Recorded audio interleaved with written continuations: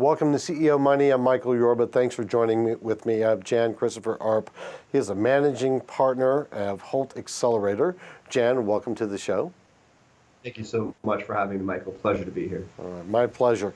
All right, Jan, talk to us about the Accelerator Operations and value proposition. Absolutely. It all started actually this year. We've kicked off at April 26th with the goal of reaching 400 applications from around the world. We're very fortunate to actually hit 404 through a combination of attending events internationally, an aggressive social media and PR campaign in which we targeted and attracted the top fintechs from around the world. Through that process, we went and graded the top teams from 400 down to 100, for which myself and always a VC analyst was on board to help us bring it down to 100. We did remote meetings with the rest of those teams, where either myself or Brendan were on each of those calls, and a VC partner as well. That allowed us to bring it down to the top 34, which we invited to Selection Day, where we put them in front of our 100 advisors and partners to say, hey, would this be a fit for you? Would it be a fit for a financial institution, a venture capitalist, serial entrepreneur, or service providers? And that allowed us quite clearly to say, well, confidently to say, these are the top 13 teams for which we'll make an offer. And so now we're working with those top 13 to help broker deals for them. It's either with a financial institution or help them close out their funding round as we move into the accelerator for the next 12 weeks. Tell me about the Canadian fintech ecosystem relative to the global fintech ecosystem. Sure. I would say it's a relatively smaller but very promising and upcoming. So if I could just give you some numbers, let's say there's roughly about close to 1,000 fintechs across Canada. And you could arguably say, depending on who you ask, there's about 15,000 to up to 30,000 fintechs globally. And so usually you kind of see in terms of the money raised or the valuation, the total amount is anywhere from 1% to 2% of the total global fintech valuation, market cap that's basically out there. I would say that what's very interesting about the Canadian ecosystem is that we have some world-class research that's actually occurring here. AI, especially in Montreal, from which we're based, is known to be a bit of a hub. Some of the godfathers of deep learning have been working at this for 30 plus years, and all their students and other fellow advisors have been working around that. So there's a cluster of strong AI networks here, and no wonder, hence why we created an AI Fintech Accelerator backed by one of our partners, Strategy AI. I would say the other thing that's sort of underlooked in particular case with respect to Canada is that there are some large financial institutions, very well established, who are right now very hungry to partner with fintechs right now, as this opportunity for them is seen as a great timing for them. And we're here to kind of close that bridge. Just one last piece to say, there's over $500 million in Quebec alone for fintechs, but there isn't enough deals to happen. So if I'm a fintech right now, I would say, hey, AI matched with customers and a lot of money makes for a very interesting opportunity to look to Montreal and Canada. Absolutely. All right, what innovations in finance have you seen? There's a full gambit. You don't have to look far. I mean, if you were to go to our recent cohort, you would see the top 13 teams that were there, and it's just a nice diversity of different teams. So, for instance, could be blockchain related technologies. Now that's a solution. So what's the problem? The problem has to do with know your customer and onboarding of those customers and all the documentation that you have to provide if you're in the wealth management space. This is sometimes not seen as an attractive or a sexy solution, but a very, very important solution at that. That company is called Commercial Passport, and they're leveraging blockchain and the time stamping smart contracts aspect to make that life a lot easier. There are other companies as well that are looking at using cutting-edge natural language processing, so NLP, let's call it AI technology to simplify, so that you can better improve for the time being the insurance process in terms of claims, to streamline that process, and something that would have been a very manual, tedious process. The technology is now there to actually streamline this, making it very advantageous for the insurance providers as well. So that's leveraging AI. But we have a bunch of other industries and different cuts of technology that make it quite interesting. What has been the most interesting disruptive technology you've come across recently? To me, it's, first and foremost, artificial intelligence is prominent and here to stay. I mean, anyone who's in the tech space, you could argue that all companies will have and be synonymous with AI going forward into the future. And this is never more true than in fintech, because ultimately what you have is a large database of data, and rich data and consumer data that is essentially gold. You can make money off this, and that is music to the ears and anyone who's in AI, basically. So first and foremost, I would say that.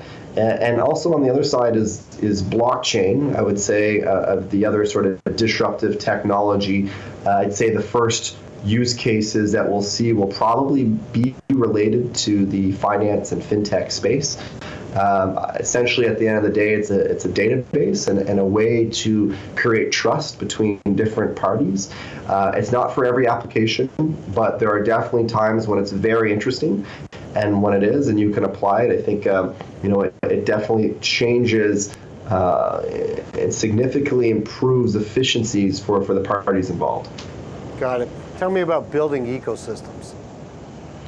Sure. I've been very fortunate to do so here in Montreal, where beforehand the word fintech didn't really exist, and then eventually people realized, hey, wait a minute, I've been doing fintech for a long time. And so now I've been at it for about 5+ years in the Montreal ecosystem. I'm very fortunate to be a part of this wave that's been created. It really, ultimately what it comes down to is a community and people willing to help each other out, people willing to, think big picture, set goals big enough that we can all get behind, global goals at that, because when you're looking to collaborate, it can be a long and tedious process, but in some cases, people get worried that you're maybe kind of chipping away at their own backyard, taking away from the pie. But I say, hey, make your goals big enough and we can all work together. And in that case, that is the best way, I'd say, to build a local ecosystem. But on top of that, it's finding ways to work with other ecosystems and build those bridges internationally. That absolutely. Networking is key to everything going forward. Operating an accelerator. Walk us through that. Yeah, so as of now, as I mentioned before about the application process as complete, we shift focus right now to just supporting our teams. We will be judged by the quality of our teams and the pace at which they operate. And I think that is sometimes overlooked for many accelerators and incubators out there, but our sole goal right now is to get them to their next milestone so that they can, continue to grow from there. Now, we set those milestones with each of those teams. We listen very attentively to what they require, and then we provide any sort of support that we can provide. The biggest thing being obviously connections and leveraging through the Holdun name, and the credibility allows us to get those senior level introductions that would have taken them months or even years to reach, and so we can do that in days. And the other side, of course, once you've lined up those connections and you've agreed on a sort of pilot or project, providing them the capital. And so we're very fortunate, again, to have access to capital to unlock that, so they get there much more quickly through us. From your perspective, what do you see as the future of finance? That's a big question. I think there are several ways to look at it. First and foremost, you always got to keep an eye on the technologies that are happening right now. These disruptive technologies are only going to increase. I've already mentioned AI and blockchain, but you can start looking back again at augmented reality and virtual reality. The hype curve died down, but I'm sure we'll always have to be considering. Quantum computing has in the next 5 years, will start to make an emergence, but it has very specific applications. But once quantum computing comes out, we need to be quantum ready to protect all our banking infrastructure that's available and that's out there. So, and on that piece, it's not just the technologies that are being available and having use cases, but it's the collisions of those technologies that I think is very interesting and very fun. And so we'll see how that comes together. Other sides, I would say, is I would say just the high level theme is there's no barriers anymore. Nothing is siloed anymore. One question I put out there is who owns the customer journey, right? And a very simple example is when we look at insurance and we look at health, right? Well, what about preventative health from the insurance carriers, right? Because this is actually better for them in terms of what they're managing. So you're starting to see them move forward in terms of the supply chain to support those ahead of time to avoid too much claims on their side. But this didn't happen before. So you ask the question, who owns that customer journey? You're going to see this in many other industries, those silos being broken down. And just the last piece I want to say is it's about entrepreneurship. I mean, every single person in my mind needs to think and act more like an entrepreneur. We should be reading more about agile and lean startup and those sort of methodologies and best practices. Do you see any further innovation now from what you've said earlier today about innovation in banking? Do you see something changing soon? From our side, I mean, the biggest one that is becoming more prominent, obviously, is that there used to be competition between fintech and financial institutions, and now everyone's kind of welcomed it and see it as more collaborative approach to working together. I only think that's going to accelerate over time. I do think a lot of the future of where we're heading is about identifying, yes, the best fintechs, but also the best entrepreneurs, or let's call it the best talent, and finding ways of empowering them and finding ways for them to help align them with the company's objectives. This is sort of the challenge that's occurring for bigger financial institutions who have a harder time, being more flexible and adaptive. But we are seeing big signs that they are starting to be much more open to and flexible around that, sort of that future of work. And so I see some of that impacting how innovation will occur. Good answer. Thank you. All right, Jan, thanks for being a guest on today's show. Really appreciate it. Thanks so much. A pleasure. You've been watching CEO Money with Michael Yorba. Don't forget, like us on Facebook, follow us on Twitter, and subscribe to our YouTube channel.